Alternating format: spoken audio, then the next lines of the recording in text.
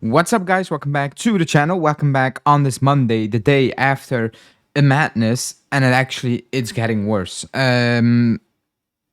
We all witness international breaks with the entire board getting sacked, Pogba getting caught with doping, Fagioli getting banned because he gambled, and still none of those three are gonna top this international break. This is insane. And we talked about, during the live and, the videos I made already about the Tudor and the Motta and the entire situation.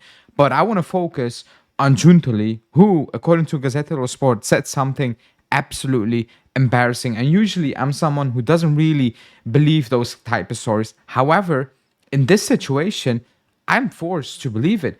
With all the reports coming out that he sacked Motta over a phone call, I need to assume that these news pieces are real. With all the things transpiring, him not really backing him, waiting 24 hours to come out, doing an interview with Sky Italia, all those things point towards, I need to believe that he said this quote against Motta. And it's bad. This is not about Motta. Do you like Motta? Do you like Tudor?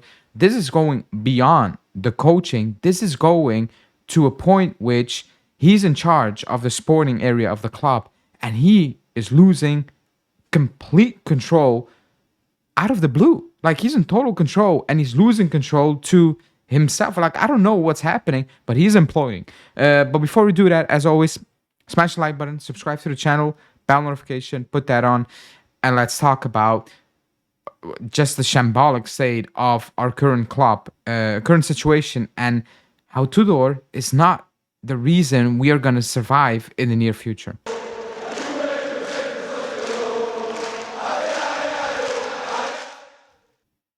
Okay, I want to start off by saying, if you sack a coach over a phone call, you're a coward.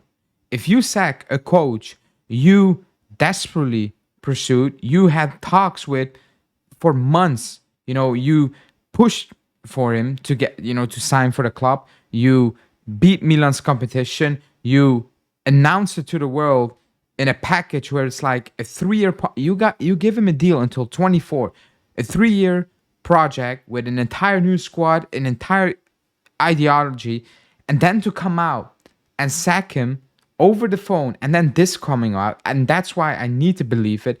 And the quote is that he told Motta over a meeting with him and Scanavino, they talked, and Motta wasn't convincing in his ways when he got asked the question, how are you going to pull Juve out of this slump? He wasn't happy with what he heard, and he said, I'm ashamed to have chosen you.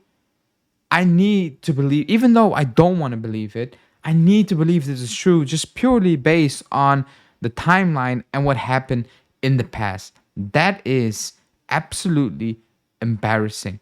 That is insane. That is like setting something on fire and then adding, and then trying to add sprinkles of waters, trying to, put down the fire. You started this project, and now you're putting all the blame on one person, actually throwing him under the bus whilst deflecting every other, mistakes you made that brought us into the situation, deflecting it.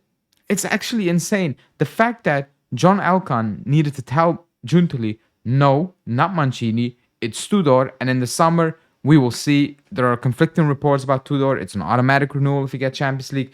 It's just an option the club can use if they get a Champions League. I don't know what it is, but other news is that Elkann said, it's Tudor, you're not choosing, and it's been a while since that happened. You're not choosing, I'm going to choose.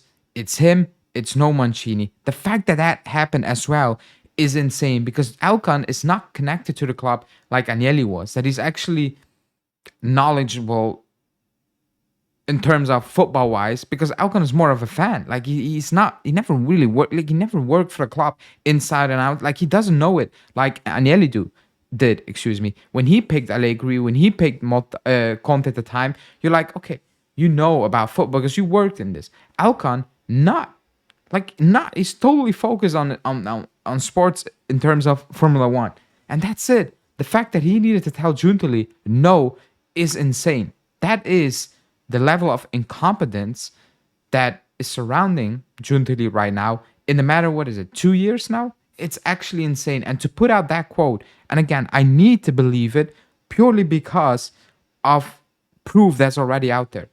This sounds crazy, but actually isn't crazy if you look at it in the grand scheme of things, you know? That's crazy.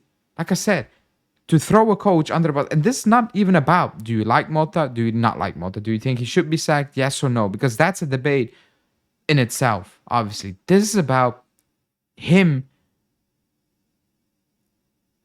choosing this direction, then abandoning it 8 months into it, you know, and then not taking a single shred of blame upon him and just throwing and piling on Motta.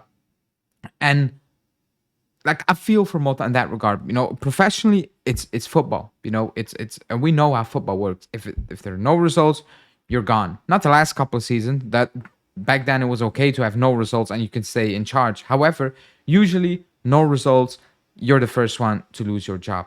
But that should go for everyone. Players, managers, everything. When I see ex-players liking crap or current players liking posts about, you know, Motta being sacked and all those things, I'm like, you guys are entitled.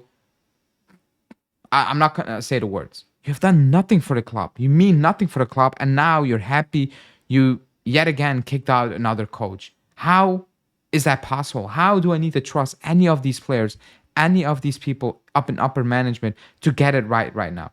Because right now, they're not getting it right. The proof is out there that nobody is getting it right.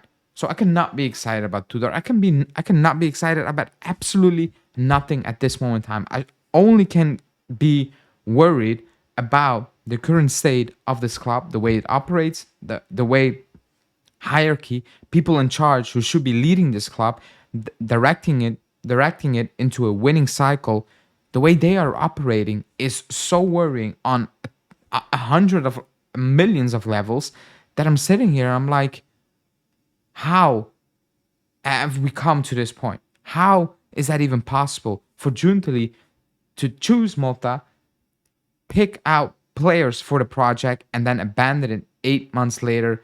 And the worst part is that Alka needed to step in and say, no, you made a mess of it. Now I'm going to make the decision and you're going to need to follow it and you're going to need to make it work. Absolutely madness. But nothing surprises me at the club anymore. Absolutely nothing surprises me. And I don't care how, like, you cannot operate in that manner being a top manager, or if you're trying to be a top management, because that's out there.